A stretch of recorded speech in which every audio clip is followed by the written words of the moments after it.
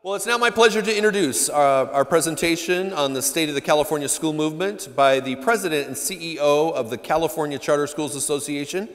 Who might that be? That'd be Jed Wallace. Please welcome him. California, California, here we come.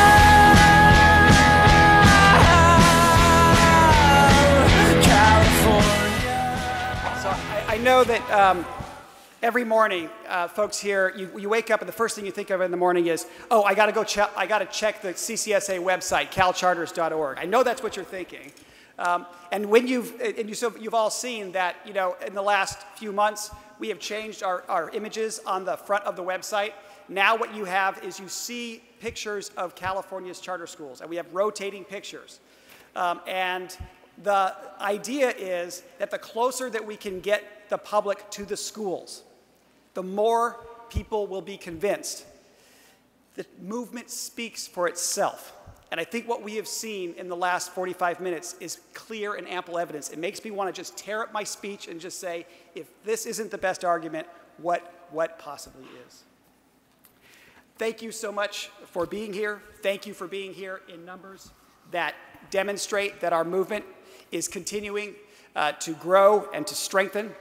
We have the great fortune to live during a period that is becoming broadly recognized as one where a full-scale reinvention of our public education system is happening, and the reinvention is coming through charter schools. In just the last 2 years, as the video just stated, we've seen the percentage of Californians who report themselves as knowing something or a lot about charter schools has grown to 68% from 47%. These are the kinds of results that make pollsters kind of scratch their head.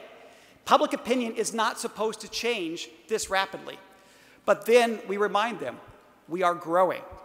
We have 412,000 students in California's 982 charter schools. We have added 303 charter schools in the last 3 years. Just last year, we added approximately 43,000 students to charter enrollment. That is the size of approximately the Oakland Unified School District. Gone are the days when a typical Californian has several degrees of separation between himself and a charter school story. Now virtually everyone has a family member or a friend who has a student who's having a positive experience in a charter school. And those positive experiences are driving high levels of public support for charter schools as well. In a recent poll, we found that 61% of Californians would give a letter grade of an A or a B to charter schools, but only 31% of Californians would give traditional public schools such a grade. And the question is, what is it? What are the things that charter schools that are doing that is generating these high levels of satisfaction? I think we saw ample evidence of it in the last 45 minutes. In some ways, charter schools are doing the common sense things. They're keeping small class sizes. They're keeping arts a vibrant part of the community. We're also, though, known as the primary engine of innovation within our public education system. We are infusing technology into our programs in ways that is not happening elsewhere. We are coming forward with whole new school models that are more successfully serving California's diverse student populations. But also, irrefutably, a part of it as well is that we are becoming understood to be simply generating higher levels of student learning than what is available elsewhere. Using our similar students measure, which we have developed in collaboration with our member council and our members over the last several years, we find that 23% of California's charter school students are attending a school performing in the top 10%.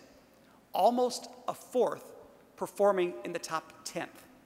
And for schools serving high percentages of low-income students, the results are even more impressive. 35% of students attending such a charter school are attending a school performing in the top 10%. And the charter school movement is developing the heft that we need to be able to change education profoundly in entire communities.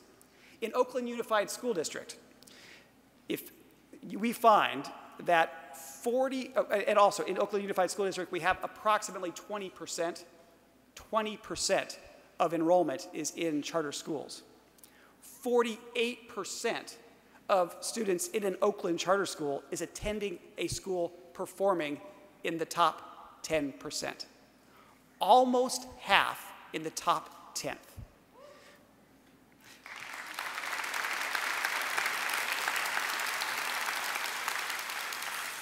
39% in the top 5%, and in the bottom 5%, less than 1%. These are the kinds of results that are capturing the imagination of Californians. It is resulting in people from all walks of life turning to the charter school movement, hearing the call of the charter school movement. Individuals committing themselves to make an even more profound difference in the lives of students. This is why we say that you are the charter school movement, because of the inspired individual contributions to the movement that, when aggregated and made manifest in an event such as this one, becomes recognizable as a seismic transformation of our entire public education system. We know many, many examples of individuals turning to the charter school movement. We've seen many of them in the last couple of days. Liza, yesterday, at Gabriella Charter School, going through an unimaginable personal loss and turning that into a charter school that inspires us all. Maria Flores Rodriguez from Camino Nuevo Jose Castellanos Charter School in Los Angeles, organizing a group of parents in a 2-week period to get 750 support letters submitted to the district.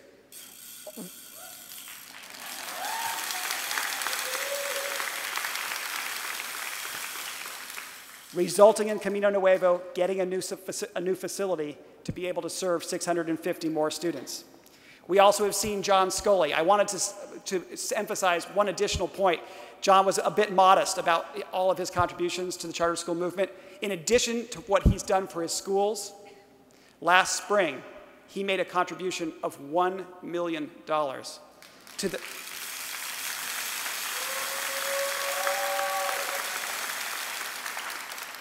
CCSA Advocates, CCSA's new political organization, allowing it to be established and capturing the imagination of others who want to see charter schools succeed in advocacy and politics going forward. I also like to think of, imagine A.J. Duffy, after nearly a career of opposing charter schools, now turning to charter schools, partnering with Caprice Young to make charter schools together. I mean, if there is a call happening that both A.J. Duffy and Caprice Young are hearing, that is a call that must be ringing pretty darn loud, don't you think?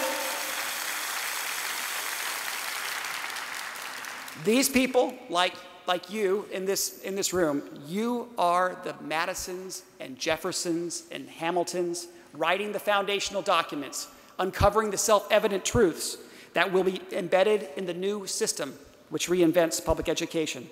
This is the level of responsibility that has been thrust upon us. And it is incumbent upon us then to remember the fundamental principles that drew us together 20 years ago and which continue to guide our efforts to this very day. I remember hearing my first calling. This occurred back before I was teaching. I was in the Big Brothers program in Los Angeles, and my 8-year-old little brother was attending a simply awful public school, and there was simply no other option available. And so his grandparents, who lived in Compton, decided to have him come and live with them. And my job each Sunday afternoon was to pick Matthew up at his mother's house, to play with him all afternoon, but then to take him to his grandparents when we were finished.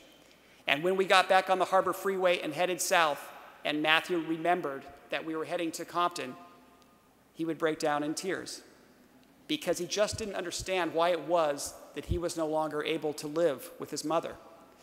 Those are tears that you just don't forget. And at the end of his 8th grade year, it came time again for us to find another place for Matthew to go to school. And the option in his grandparents' neighborhood and in his mother's neighborhood was simply not acceptable. And so his uncle from El Paso decided to have Matthew come and live with him so that Matthew could attend a school that was in his neighborhood. And my wife and I, 4 years later, we were at Matthew's graduation. We remember seeing one of the most remarkable rainbows of our life, an arch framing the arch through which the graduates walked out onto the field for their graduation ceremony. Matthew found his rainbow. He got a decent education, and he was able to graduate from high school. But he had to go to El Paso to get it. He had to live separate from his mother from the age of 8 years old in order to get it. It has left in me an absolutely visceral awareness that parents should have the right to choose where their kids go to school.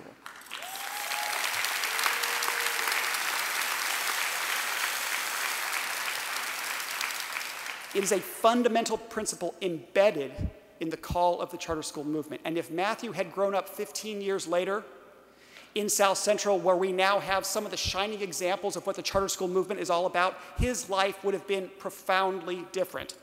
Parents should have the right to choose where their kids go to school. Years later, I was working at Hooper Avenue Elementary School. I had partnered with a group of group of teachers to make a successful school within the school. And people kept telling us that we needed to make it a charter, that it was going to get wiped off the map. And I kept saying, no, I don't want to make a charter. We will do good work, they'll recognize it, and they'll simply leave us alone. The proposition of the school within the school was that transiency was undermining the success of the school. We found that student and teacher transiency was running between 30 to 40% every year.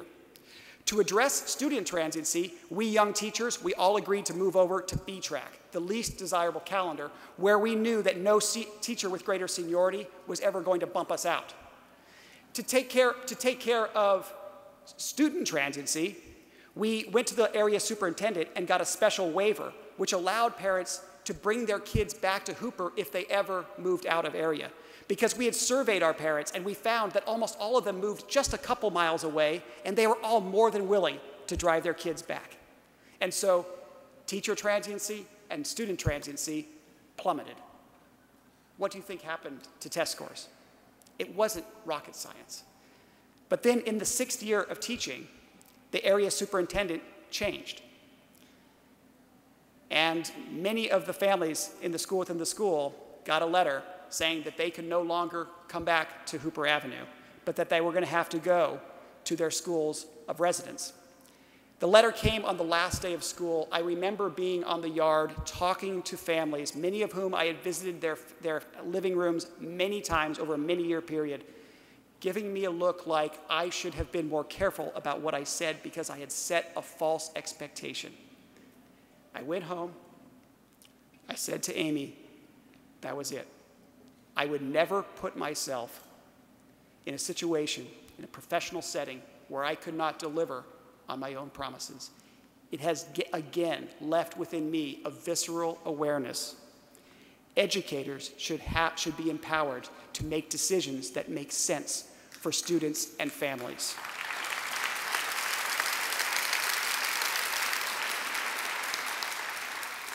Finally, a third story. A few years later, I was the authorizer at San Diego Unified School District. We had worked to close the lowest performing charter school in the school district. It was not the lowest performing, just the lowest performing charter school. It was the lowest performing public school of any kind.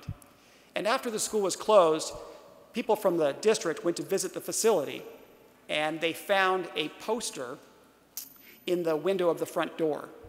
And on the poster, it said the name of the charter school, Rest in Peace. If you have questions, contact Jed Wallace. Well, from a distance, the way they had done the fonts, it looked like Rest in Peace, Jed Wallace. And my friends from the district, having known that closing the school had taken a couple of years off my life, took a picture of it, and I have that picture on my desk to this very day. But a little while later, we went back to the district because we knew that we had this remarkable portfolio of charter schools, but there was one more school that we believed should be closed. But the word coming back from the leadership was that no, the district had too many other priorities. It was not possible to address given the political realities, And so we were not going to close a school that we knew was not meeting the needs of kids. It has left a third awareness in me, which is that educators who are given great deals of freedom to serve students must be held to very high levels of accountability.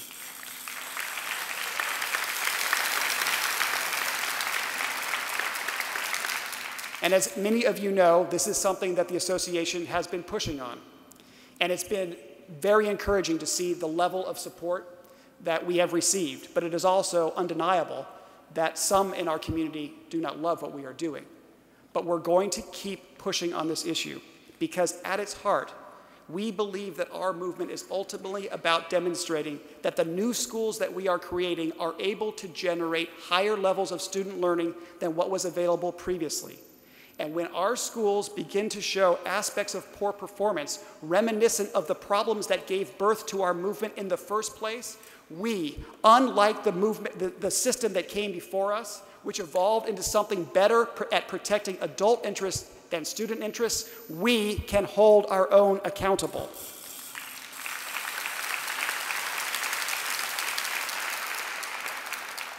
Stories like these are ones that I hear charter school people all the time telling one another in order to get leverage on ourselves to push through the formidable obstacles that are before us. And it is true that we need this leverage because while it's true that the general population in California has become incredibly supportive of charter schools, it's also undeniable that California's policymakers simply are not yet hearing the call at the level we need them to. Don't get me wrong. I mean, there are many, many policymakers who do get it. I mean, if we haven't seen it with Kevin Johnson this morning, what further evidence do we need? But also, Governor Brown, a founder of 2 charter schools, having been very strong for charter schools, having taken hard stance in our defense, having incorporated into his budget many wins for charter schools, clearly a great supporter of charter schools. The State Board of Education has been incredibly strong for us. Senator Bob Huff, who we honor tomorrow, another one for years at our back. But the undeniable truth is that in the aggregate, the level of support is not where we need it to be. The call is not being heard. Think of it, just last spring, just a few blocks from here, a bill passed the Assembly on a 45-29 vote, which would have put a cap on charter schools. Only 2 Democrats voted against that bill. What further evidence do you need than that? Fortunately, with your help, we were able to hold it back, but it's emblematic of so much more that we need to do. There are other problems that we're all very aware of. One that I point to often is the visit that I made to Capital Collegiate Charter School, just 6 miles from here. I was there on the first day of school. I saw the darling 60 kindergartners come into school, knowing that almost every single one is a free and reduced lunch eligible student.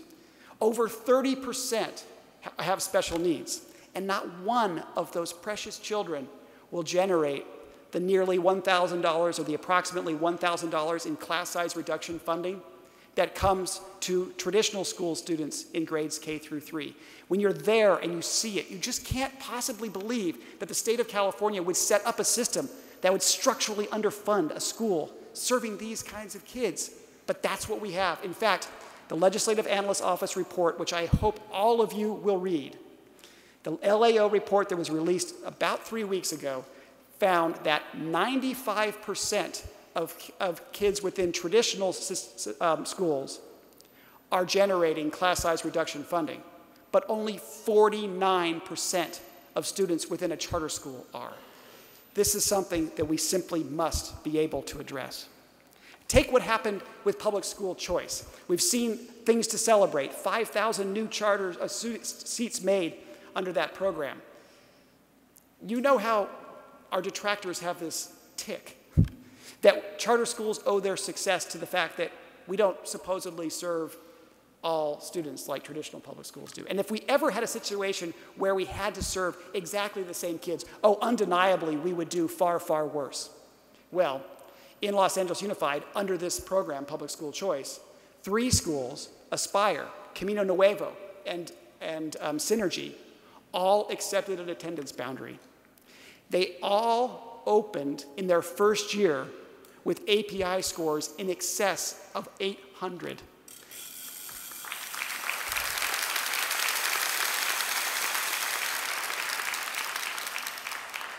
Exactly the same kinds of results they were generating previously. And there were many district schools that opened schools in that first year, and none of them generated results even remotely close to an 800 API. So what does the district do? Expand the program as you would expect they would if these decisions were based on results? No. They sunset the program altogether, preventing other parents from being able to attend schools succeeding so well. Take what's happening at Desert Sands, one of our many terrific independent study schools that, on top of having to deal with the inane 740 funding determination process, unlike any other across the nation, but they also have to get a special waiver for every single school in their portfolio simply to be able to receive credit for the services that they are providing to their credit recovery kids during the summer. It makes absolutely no sense. Or last, I'll mention two schools, Environmental Charter School and Summit Prep, two of our shining examples of schools that are doing incredibly well, struggling to get charters approved at the local level. Environmental Charter School, which was identified by President Obama as one of 5 finalists where he might have given his commencement address, in the same month that they were identified as a finalist, they could not get a charter approved at the local level. Summit Prep, which was profiled in Waiting for Superman as a place where hundreds of parents are desperate to get their kids into the school. In the same month that the movie comes out, they cannot get a charter approved at the local level. Meanwhile, states from across the nation are reaching out to these two organizations and others saying, please come. We'll give you multiple site charters. We'll give you facilities. We'll guarantee you fair funding. Why is it that the call of the charter school, California charter school movement is being heard in Newark and New Orleans and Nashville, and it's not being heard at the level it needs to be in the communities where the schools were born? It makes no sense.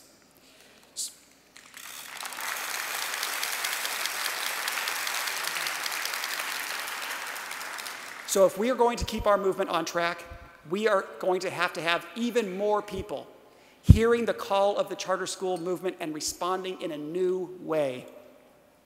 Fortunately, we have many who are already doing it. They are showing that we can respond to the call in ways demonstrating that our advocacy strength is growing. Think of Jackie Elliott at Partnership to Uplift Communities.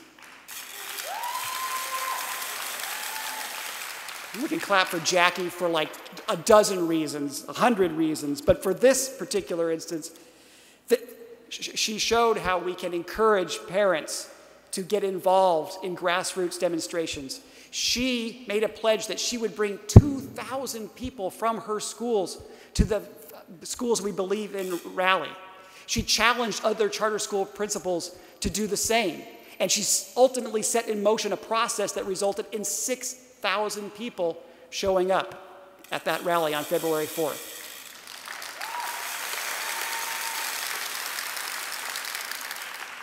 Imagine what we could do if everyone in this room were working in their local communities to help parents be more visible so that people could see that our strength is growing. Think about Cameron Curry, who we've seen on several occasions today, but I want to highlight work that he is doing to encourage his parents to go to the Families That Can website and to sign up. How he set up phone banks last spring. How he forwarded on all of our Capitol Update action alerts and contributed to a slew of emails, phone calls, and faxes coming into the Capitol building when we were under the period of unprecedented attack last spring, helping us hold back those bills. Think what we would be able to do if everyone in this room were reaching out as Cameron was to encourage as many of our 412,000 parents to be participating in these kinds of actions.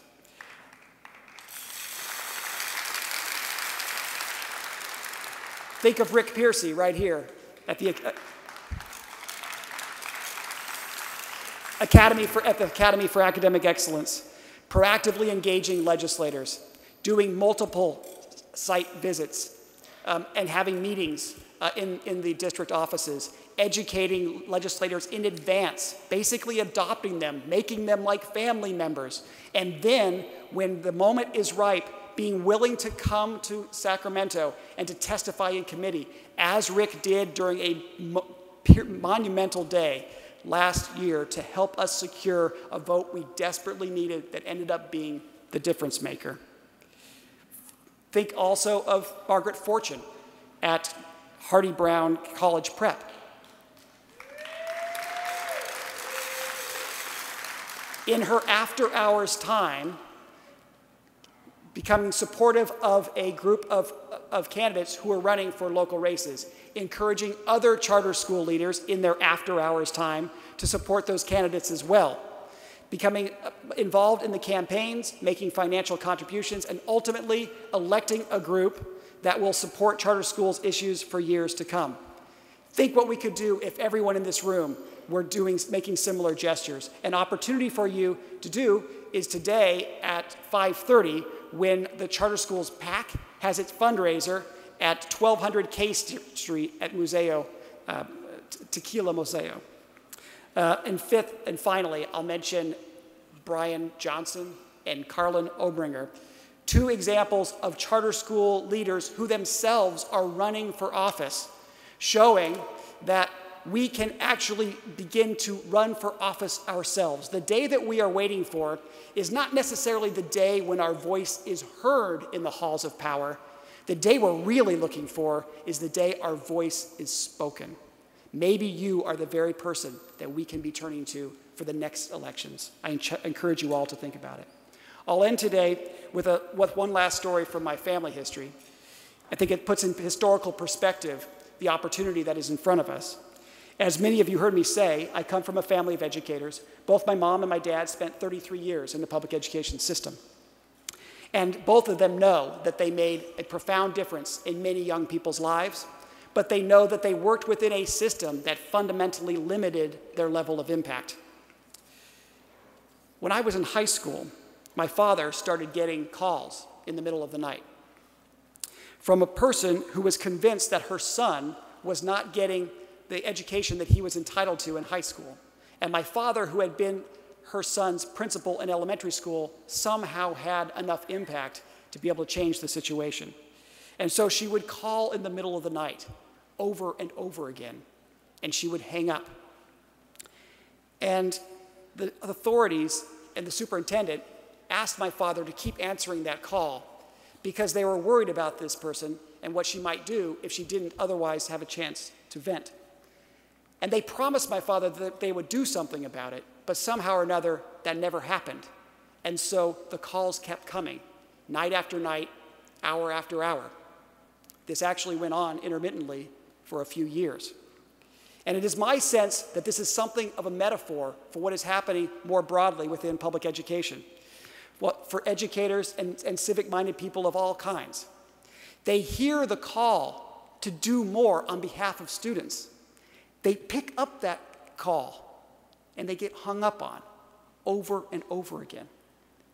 Now it is different because we have the charter school movement. The calls are coming in, people are picking it up, and they're finding something alive and vibrant on the other end. A conversation ensues, and we find that people are drawn more and more into it because our lives are being changed as we see that we have an opportunity to make an unprecedented, profound difference in the lives of students. Our role at the association is to make sure that the conversation that you are having with the charter school movement is as rewarding as possible. It is to make sure that the connection is crystal clear, to make sure that something alive and exciting is on the other end. If you are answering the call to open new schools and to grow new schools, our job is to give you the support that you will need to be successful.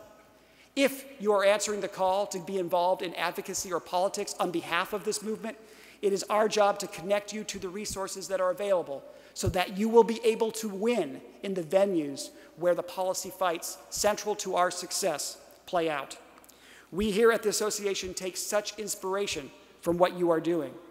Every time we come into contact with our members, we come away with even greater determination to do everything we can to keep this beloved movement of ours on its remarkable trajectory, to try to keep from being left in your dust when you guys are on stride, to be at your back pushing when you are encountering resistance, to be side by side with you, arm in arm when we must progress together, and from time to time, pulling from the front when we sense that you need a shield. Ultimately, we know that the success of our movement will come down to the success of individual people who understand that we are the charter school movement. We know that the only way this movement becomes the transformational thing we want it to be is that you, all of you, keep picking up that phone, keep answering the call, continue the discussion, deepen the commitment. We at the association are here for the charter school movement. At its heart, that means that we are here for you. Thank you very much. California, California.